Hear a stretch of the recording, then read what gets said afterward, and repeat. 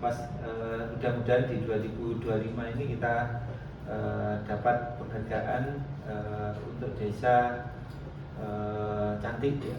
Kemudian rencana untuk timeline ini kita sampai September ya nanti. Jadi dengan konsep kita melaksanakan aktivitas untuk desa cantik nanti difasilitasi oleh teman-teman dari BPS, kemudian nanti UPD-UPD terkait itu nanti yang akan berkolaborasi atau berkoordinasi. Minta satu untuk ini perannya Pak Sekcam ini ya nanti ya, Pak Sekcam untuk nyarikan untuk support desa cantik seperti itu. Pokoknya sarpa sih itu dua. Yang kedua ini apa? Wifi ini karena sudah ada wifi ini apa enggak? Ada Starlink. Oh, Starlink malah enggak. Istimewa. Artinya bahwa ini yang nanti perlu kita detailkan seperti apa. Nanti akan sosialisasinya, pembinaannya saya berharap terkait dengan operator.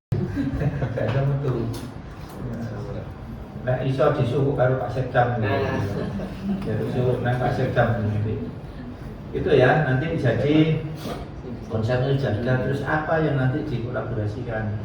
Nah, data dinamis yang sifatnya ada di sing penting kan September ya, berarti Agustus. Iku clear kabeh Pak, Pak PLT ya. Wis ono kabeh data itu ya. Siap ya? Siap. Pokoknya siap ya. Sing bagian nyowo pokoknya Pak Sekcam pokoknya wis ngono. Jadi yang dulu dengan memilih 100 orang itu kriterianya apa sih? Nah, di sini sekarang kami kumpulkan nantinya secara teknis rekan kami Bu Windari yang akan menyampaikan. Nah, di sini kami juga membutuhkan dari beberapa OPD seperti sosial, Bapeda, BPJS sendiri, dan sebenarnya juga tenaga kerja sama Dukcapil. Kira-kira kriteria apa lagi yang memang diharapkan itu kami butuh masukan. Itu adalah dari desa, jadi tidak hanya satu orang saja, misalnya sekdes penjenengan saja ataupun kasih kesra saja. Diharapkan itu semua yang ada di desa yaitu perangkat dan lain-lain itu juga bisa berperan aktif dalam hal ini, yaitu tadi termasuk nanti data pilah, data. Nah, ini supaya bisa data itu juga adalah agen-agen statistik ya Pak. Jadi ini, alhamdulillah ini alhamdulillah Pak agen statistik dan kerjanya. SK dari desa, siapa-siapa yang ditunjuk menjadi agen statistik ini. Menarik Bu, desa cantik ini. Kalau menurut peraturan gubernur itu pekerja rentan ini mempunyai ciri-ciri ada 3 Bu. Yang pertama, bekerja dengan penghasilan atau upah yang di bawah standar. Standar ini kan saat ini ada UMK, ada UMP. Tentunya siapa tahu kalau mungkin dari dinas sosial mungkin punya kriteria sendiri yang di bawah, yang dimaksud dengan standar itu seperti apa. Tetapi di sini hanya disebutkan di bawah standar. Terus kemudian kondisi kerjanya atau pekerjaannya juga di bawah standar. Artinya baik itu dari profesionalisme, dari peralatan kerja, dari jenis pekerjaannya gitu. Kalau kemarin itu memang misalkan seperti ya orang kerja serabutan atau yang lepas seperti itu kan memang dia tidak ada standar kerja. Jadi Bapak bisa ini bisa. Jadi memang karena tidak ada standar kerja, tidak ada prosedur kerjanya, itu menyebabkan juga dimasuk di bawah standar kerja tertentu. Yang ketiga memang yang paling penting yaitu tingkat kesejahteraannya rendah dan kemampuan, dan di problemnya itu kemampuannya terbatas untuk menjadi peserta jaminan sosial dan kerjaan. Artinya selain dia pendapatannya di bawah standar, namun tingkat kesejahteraan secara umumnya pun di bawah standar. Nah, kalau dari kami memang mengacunya ke hal seperti itu. Jadi memang saat ini belum ada kesepakatan apakah standar upahnya seperti demikian, seperti berapa gitu, atau tingkat kesejahteraan seperti apa, belum ada. Nah tadi kemudian yang masalah pekerja rentan ini kebetulan dari Dinas PMK juga pernah menangani tahun 2022 Pak ya, kerjasama dengan BPJS itu. Jadi semua desa menganggarkan melalui dana desa. Nah, tetapi tahun berikutnya sama pusat tidak boleh. Begitu, tidak boleh Pak. Tapi di dalam Permendagri itu ada bagaimana cara menangani tenaga rentan itu.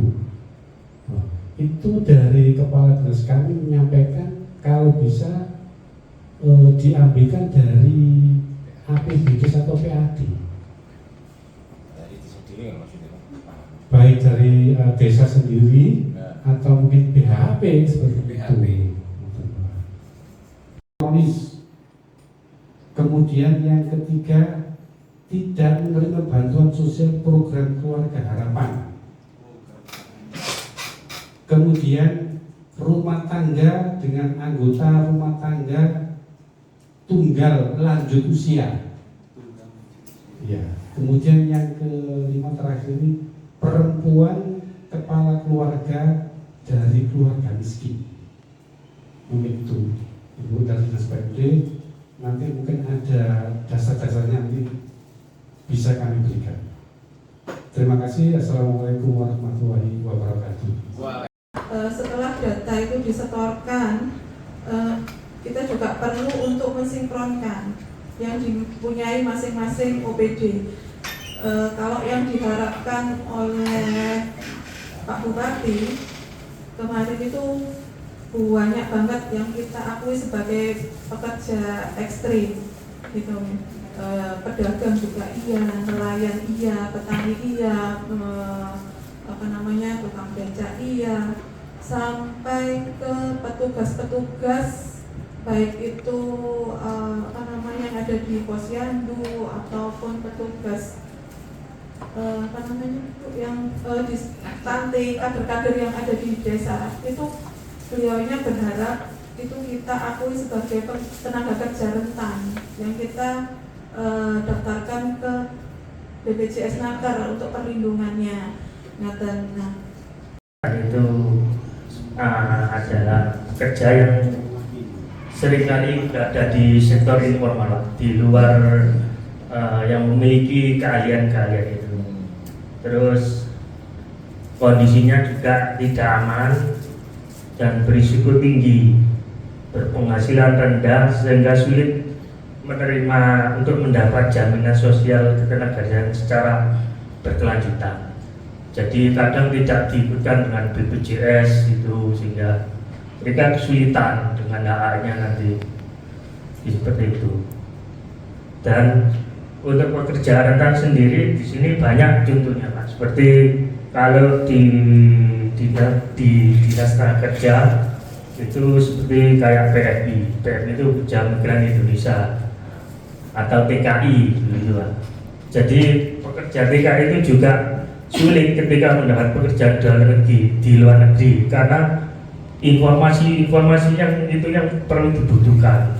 Jadi mereka bekerja itu belum tentu mendapatkan pekerjaan layak, sehingga nanti kalau sudah bekerja itu mungkin tidak bisa mendapatkan upah yang standarnya itu untuk bekerja di luar negeri itu secara layak.